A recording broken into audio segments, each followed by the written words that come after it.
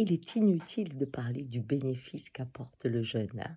On peut le vivre d'une façon légère, un jour par semaine, ou pendant 2, 3 jours, ou on peut l'associer à une quête de vision pendant 4 jours.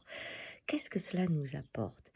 Eh bien, cela nettoie le corps, hein, cela nettoie le purifie, comme on dit, mais surtout, ça crée une stabilité ensuite qui permet de retrouver des goûts différents. Quand on fait une quête de vision, par exemple, de 4 jours, le premier bouillon, c'est merveilleux. Et on n'a pas envie de manger des choses lourdes, on a envie de légèreté parce que c'est comme si on retrouvait le goût, le plaisir intense de pouvoir se nourrir. Et ce qu'il y a d'étonnant, c'est que quand on se coupe de cet acte de nourriture, on ouvre ses sens à tout ce qui est autour. Dans une quête de vision, par exemple, jamais la nature, les oiseaux, nés seuls, hein, sont aussi proches de nous.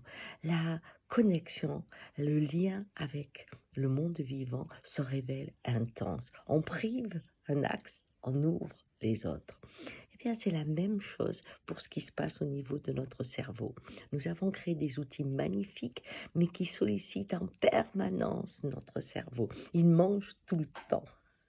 Avec les réseaux, avec ce goût du partage, cette curiosité insatiable, on ne voit pas que cette connexion, eh bien, ferme peu à peu la façon de se relier entre nous, entre les animaux, avec la nature. Alors pendant 7 jours, je vais jeûner des réseaux pour pouvoir me relier dans mon pays que j'aime tant, les Cévennes, pour pouvoir me relier à tout ce qui est vivant d'une façon intense et pouvoir retrouver dans 7 jours le bonheur de partager avec vous comme ce petit bouillon au bout de 4 jours de jeûne qui prend un parfum, une intensité que vous ne pouvez pas imaginer, sauf ceux qui l'ont vécu. Alors, à bientôt dans 7 jours. Et si vous avez envie de m'accompagner, faites un jeûne de réseau, de partage, et vous verrez. C'est très important pour le lien. Quand je me déconnecte, je me relie au monde vivant.